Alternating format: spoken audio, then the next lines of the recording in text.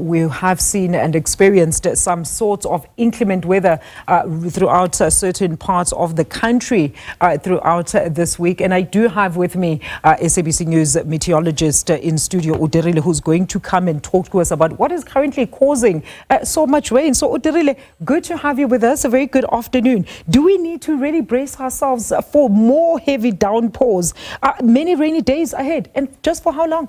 Thank you for having me, and yes, indeed, we do need to brace ourselves for more rainy weather coming through. We are transitioning into the summer season. We are starting to first see the first batches of thunderstorms, and more is yet to come. How long should we brace ourselves?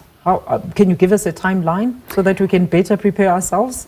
So I would say the whole of summer, because it's thunderstorm season. So any time is tea time for thunderstorms. Okay, but yeah. Yes, but what's causing this recent bout of rain? Because it's also destructive, Odirile, and it comes also in segments. It's not like throughout the day where it's like persistent rain, but it's like an hour of like heavy downpours that are potentially destructive to roads and infrastructure. Okay, so temperatures are getting much warmer now, which creates a very favorable environment for thunderstorm development. Summer weather systems are coming through, your surface troughs, nice moisture coming in as well, creating a very nice environment for thunderstorm development.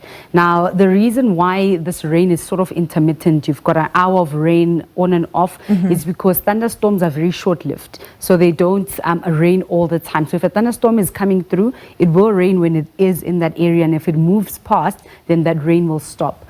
So the on and off is because thunderstorms do move, and if they aren't there anymore, then the rain will stop. And if they do come back, it will rain again.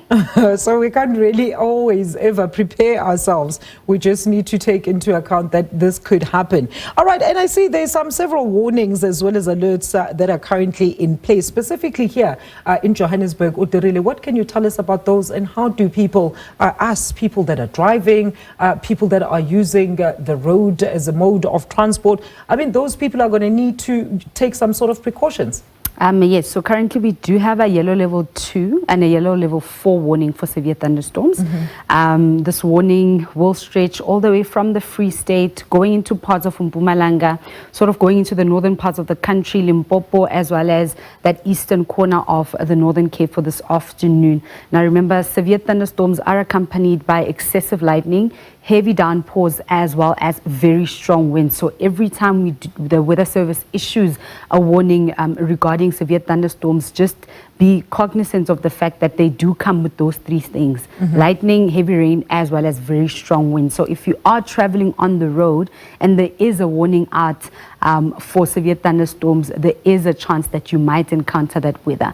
So if there is a warning and you do see that the weather is brewing outside, and if it does look unsafe for you to travel, rather don't do it. And how do the ordinary person actually interpret these warnings, Odirile? Because that's what has been some of the biggest bone of contention when it comes to these alerts, because people don't know how to translate them, to interpret them. They don't understand them simply.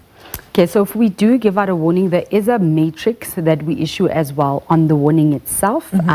We'll see with the presentation later. When we do say this is a yellow level 2 warning, we will say that there's a high likelihood of this phenomenon happening with minor impacts. So on the matrix itself, it does explain what you can expect. But the impact, yes. When there is a warning out, it is always good to just be on the lookout if we're saying there is severe thunderstorms, because yes, there is normal thunderstorms in the summer or whenever they do happen, but the minute the South African Weather Service says we are warning for this type of thunderstorm, it means that it's out of the ordinary. So be on the lookout for any type of weather warning, because it's outside of the norm. Yes, we do have thunderstorms, we do have windy conditions. This is normal weather, but when the minute we issue out a warning, that means that we are worried about the type of weather that's going to come and the impact. Could this have been one of the major reasons behind the cancellation of a marathon in Cape Town? Definitely, from what I've read this morning, there were quite windy conditions in that Cape Town region, and it is known to be a windy city. Yeah, and we've actually seen some worrying visuals of people being blown away. That is a reality for them, cars being blown on the road and stuff. So it isn't safe for people to be outside and participating in such activities. So definitely a contributing factor. Quite an interesting one. Odirile, thank you so much.